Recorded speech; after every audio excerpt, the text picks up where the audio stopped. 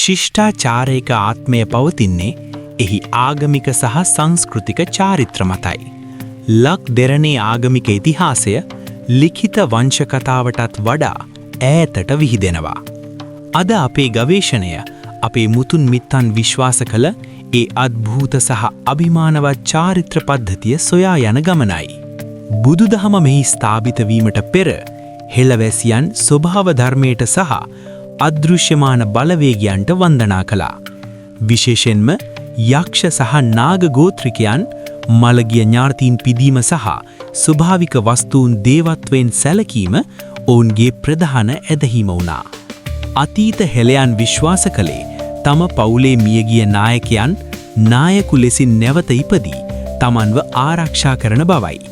මේ වෙනුවෙන් ඔවුන් විවිධ පිදේවි පූජා පැවැත්වූ අතර වර්තමාන ගම්මඩු සහ ශාන්ති කර්මවල මූලාරම්භය පවතින්නේ මෙතනයි.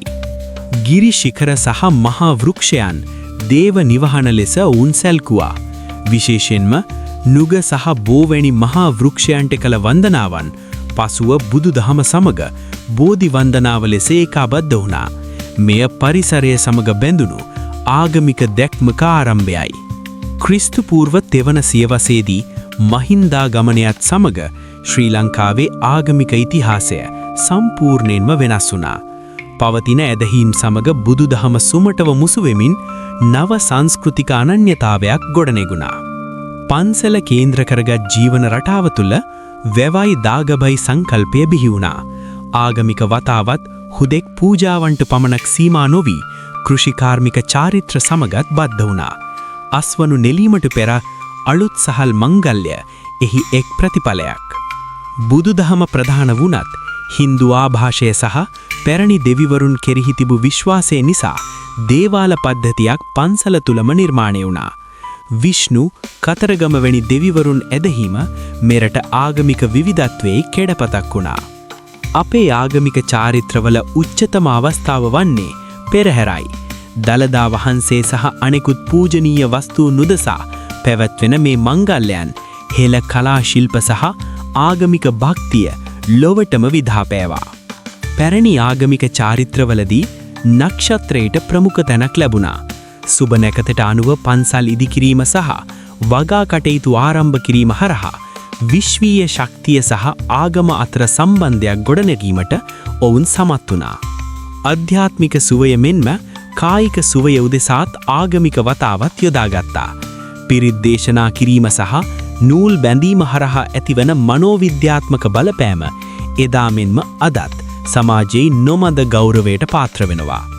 සිරිපා වන්දනාව වැනි දුෂ්කර ගමන් හරහා භක්තිය සහ ඉවසීම පුරුදු කළා. සොළොස් මස්ථාන වැඳ පුදා ගැනීම හෙළ බෞද්ධයෙකුගේ ජීවිතයේ ප්‍රධානතම අරමුණක් වුණා.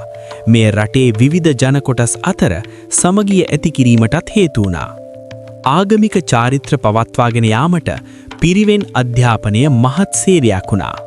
ධර්මයේ පමණක් නොවේ භාෂාව, වෛද්‍ය විද්‍යාව සහ ඉතිහාසය පම්සලෙන් ඉගෙනවීම හරහා පිරිපුණු සමාජයක් බිහි වුණා. හෙළේකුගේ උපතේ සිට මරණය දක්වා සෑම අවස්ථාවකම ආගමික සෙවණැල්ල තිබුණා.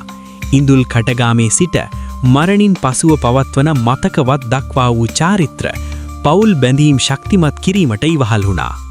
අද අප භුක්ති විඳින බොහෝ සංස්කෘතික අංග මේ පැරණි ආගමික චාරිත්‍රවල ශේෂයන්. නවීන ලෝකයේ තුල මේවා වෙනස් වුණත් එහි තියෙන හරය තවමත් අපේ අනන්‍යතාවය සුරකිනවා.